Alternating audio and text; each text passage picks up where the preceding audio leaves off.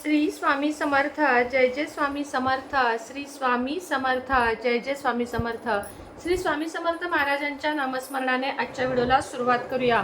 शुभ दुपार तुम्हा सगळ्यांना। कसे आहात तुम्ही सगळे? आशा व्यक्त करते स्वस्त असाल, मस्त असाल, स्वामींच्या सेवेमध्ये रममाण असाल।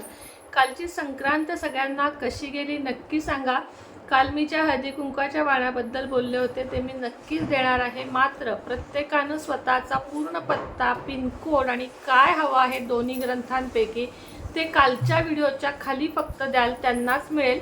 30 पुस्तके मी आणणार आहे, सारामृत 30 नित्यसेवेची, आणि तेवढीच मी वाटप करणार आहे। त्याच्या पुढे जर काही आले तर मी ते पुढच्या महिन्यामध्ये देईन।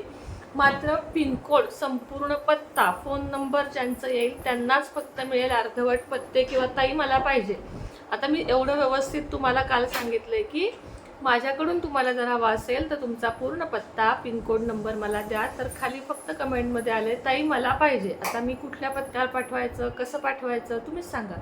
म्हणून ज्यांना पाहिजे त्यांनी कालच्या त्या व्हिडिओच्या खाली जाऊन कमेंट करून त्यामध्ये स्वतःचा पूर्ण पत्ता, शेजारी काय जे नियर बाय असेल तुमच्या ते मुक्काम पोस्ट, तालुका, जिल्हा, पिनकोड असा व्यवस्थित पत्ता दिला तर तुमच्यापर्यंत ते पोहोचेल। अन्यथा तुमच्यापर्यंत ते पोहोचणार नाही। काही पत्ते आलेले आहेत त्याला मी आजच सुरुवात करणार आहे। पूर्ण पत्ते आलेत त्यांना, आणि बाकीच्यांना मग ज्यांचे पत्ते नाही आले त्यांचे मी काहीच करू शकत नाही आहे। पिनकोड सकट पत्ता असेल तरच मी पाठवू शकते, हे लक्षात घ्या।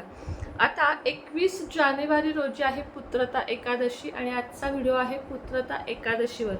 पुत्रता एकादशीमध्ये नावातच दडलेलं आहे की ज्यांना संतानाचे सुख पाहिजे, ज्यांना मुलगा पाहिजे किंवा ज्यांना संतान, मुलगा मुलगी काहीही पाहिजे किंवा पुत्र पाहिजे। खास करून बऱ्याच स्त्रिया म्हणतात की 2 मुली आहेत, आता मुलगा हवा आहे, अशाही स्त्रिया आहेत।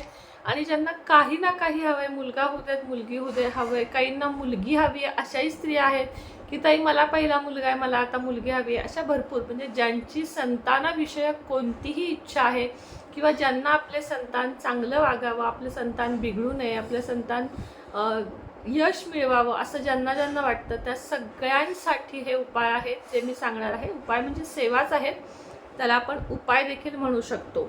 आता बघा, सर्व व्रतात महत्त्वाचे व्रत कोणते असेल तर ते आहे एकादशी, आणि त्यातल्या त्यात पुत्रता एकादशीला तर खूप जास्त महत्त्व दिले जाते।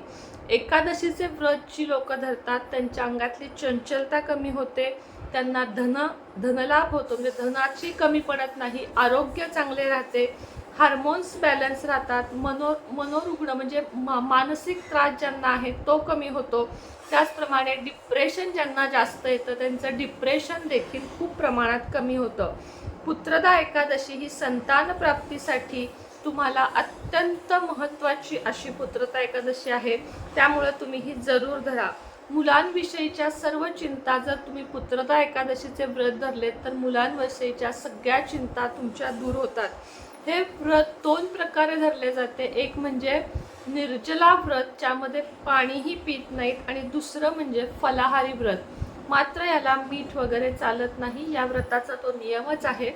फळ, पाणी, चहा, दूध, कॉफी, लस्सी, ताक हे सगळं घेऊन तुम्ही हा उपवास करू शकता, किंवा काही जण पाणीही नाही, किंवा काही जण नुसतं पाणी पिऊन हा उपवास धरतात।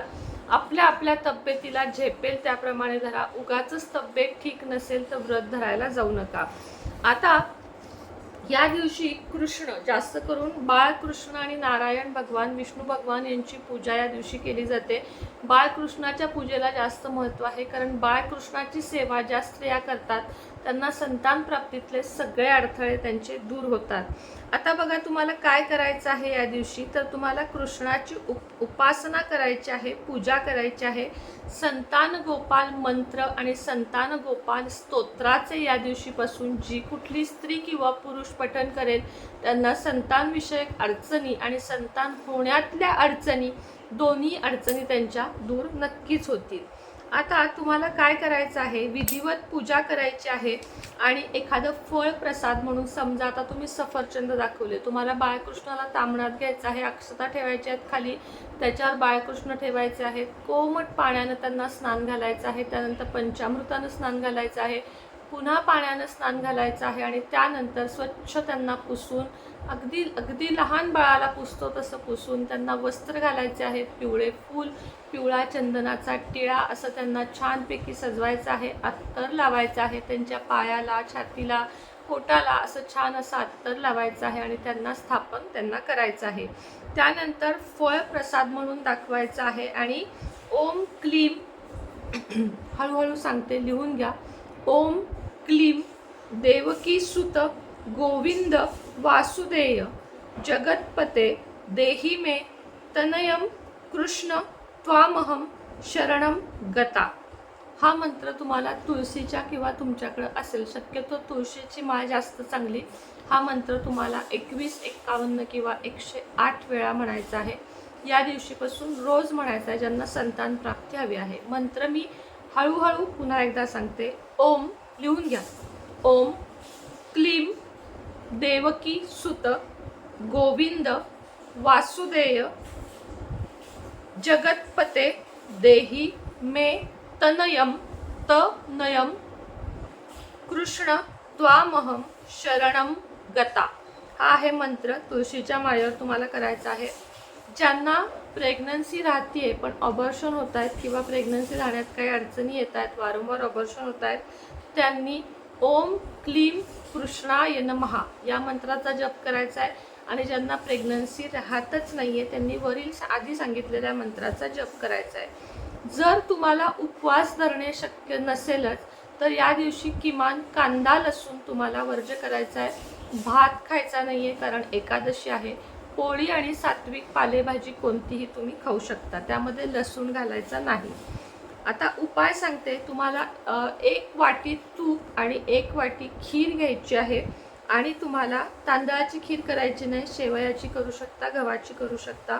शंकराच्या मंदिरात 2 बेलपत्र घेऊन तुम्हाला जायचं आहे आणि दोन्ही बेलपत्र तुम्हाला शंकराच्या पिंडीवर ठेवायचे आहेत. आणि ओम नमः शिवायचा तिथं बसून 11, 21, 51 वेळा जप करायचा आहे. त्यातलं 1 बेलपत्र प्रार्थना करायची आहे तुम्हाला संतान प्राप्तीसाठी किंवा संतानाविषयी काही अडचणी असतील त्यासाठी. 1 बेलपत्र घरी आणायचं आहे आणि शिवदेवांजवळ म्हणजे शंकर महादेवांजवळ प्रार्थना करायची आहे. कळकळीची प्रार्थना करायची आहे. भोलेनाथ खूप लवकर प्रसन्न होतात की हे महादेवा मला पुत्रप्राप्ती किंवा संतान प्राप्ती, मुलगा मुलगी जे काही तुम्हाला हवं आहे ते तुम्ही कळकळीची विनंती करून मागून घ्यायचं आहे आणि देवाला तुमची इच्छा सांगायची आहे. घरी त्यातलं 1 बेलपत्र आणायचं आहे आणि पती आणि पत्नीनं मिळून निम्म निम्म बेलपत्र चावून खायचं आहे. यामुळे तुम्हाला भरपूर फायदा होईल. संतान प्राप्तीमधले सगळे अडथळे दूर होतील. हा उपाय तुम्ही सकाळी किंवा संध्याकाळी सुद्धा करू शकता. या दिवशी तुम्हाला बाळकृष्णाची तुम्हाला सांगितल्याप्रमाणे पूजा करायची आहे. संतान गोपाल मंत्र या दिवसापासून संकल्पयुक्त जे कोणी 51,000 वेळा म्हणेल, सकाळी 5 माळा संध्याकाळी 5 माळा असं म्हणून बघा, एकाच दिवशी तुमचा मला वाटते 1000 वेळा पूर्ण होईल. असा 51,000 वेळा तुम्हाला हा मंत्र म्हणायचा आहे. ज्यांना संतान अगदीच खरंच 8 वर्ष झाली, 10 वर्ष झाली, 5 वर्ष झाली पण मूल होत नाही आहे, त्यांच्यासाठी कृष्णाच्या समोर संकल्प करायचा. हे तुम्ही एखाद्या गुरुजींकडून सुद्धा करून घेऊ शकता किंवा पतीनं सकाळी 10 माळा संध्याकाळी पत्नीनं 10 माळा असं करून तुम्ही हा घरात मंत्र म्हटलात तरीही चालेल. या काळामध्ये मांसाहार वर्ज्य करायचा. 51,000 वेळा तुम्हाला मंत्र म्हणायचा आहे पती पत्नी दोघांनी मिळून. विधी काय आहे पूजेचा तर प्रसाद दाखवायचा आहे लोणी आणि खडीसाखरेचा कृष्णाला पुत्रदा एकादशी दिवशी आणि त्यानंतर रोज त्या बासरी ठेवायची आहे कृष्णापुढे. पिवळे वस्त्र पिवळे फूल तुम्हाला जे सांगितलं ते सगळं अर्पण करायचं आहे. हा मंत्र तुम्हाला सांगते, लिहून घ्या. 2दा सांगीन तेवढ्यासाठी तुम्ही लिहून घ्या.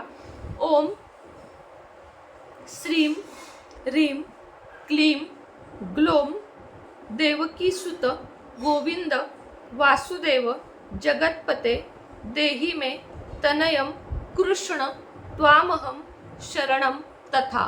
पुन्हा एकदा हळूवार सांगते, वही पेन घ्या, लिहून घ्या. ओम श्री री ओम श्रीम रीम क्लीम ग्लोम ग्लोम गला लोम ग्लोम देवकी सुत गोविंद वासुदेव जगतपते देही मे तनयम कृष्ण त्वामहम शरणम तथा. हा मंत्र तुम्हाला 51,000 वेळा तुम्ही किती दिवसात पूर्ण करा, महिना, 2 महिने, 3 महिने, तुम्हाला संतान प्राप्तीचे योग नक्की जुळून येतील. यात ब्रह्मचर्य पाळायचं नाही आहे, मात्र मांसाहार मद्यपान टाळायचं आहे. सकाळ संध्याकाळी तुम्हाला हा जप करायचा आहे.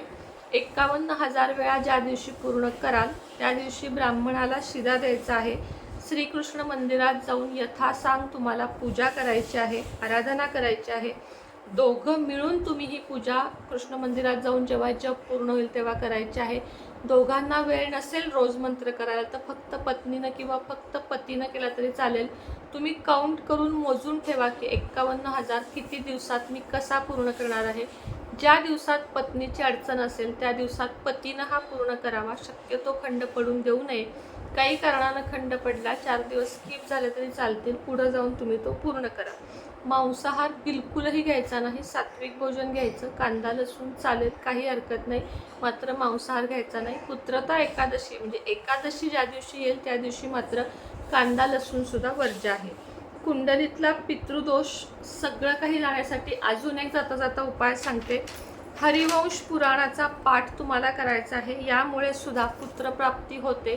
या दिवशीपासून हरिवंश पुराणाचा जे ग्रंथ आहे तो तुम्हाला धार्मिक वस्तूंच्या दुकानात मिळेल. यामुळे तुमचे ग्रहदोष, पितृदोष तसेच संतान प्राप्तीतले सगळे अडथळे दूर होतील आणि तुमच्या घरामध्ये नक्कीच छान असा बाळकृष्ण किंवा राधा जन्माला येईल आणि तुमच्या घरामध्ये म्हणजे पाळणा हलेल थोडक्यात, असं मला तुम्हाला सांगायचं आहे.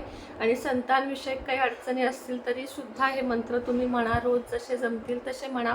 ज्यांना संतानविषयक अडचण आहे त्यांनी 51,000 वेळा म्हणण्याची गरज नाही आहे. रोज एक माळ केली तरी चालेल. या 3 जे मंत्र सांगितले त्यातला कुठलाही मंत्र म्हणा. तिन्हीतल्या कुठल्याही मंत्राने संतानाविषयीच्या ज्या अडचणी असतील, जसं की अभ्यास करत नाही, ऐकत नाही किंवा नोकरी नाही आहे किंवा दारू पितो, जे काही तुमच्या अडचणी असतील त्या नक्कीच दूर होतील अशी मी स्वामींजवळ आणि श्रीकृष्णाजवळ प्रार्थना करते आणि आजचा व्हिडिओ इथंच थांबवते. व्हिडिओ आवडला असेल तर व्हिडिओला लाईक करा, शेअर करा, चॅनलला सबस्क्राईब करा. पुन्हा भेटेन नवीन व्हिडिओसोबत, नवीन विषयासोबत. तोपर्यंत तुम्हा सर्वांना श्री स्वामी समर्थ.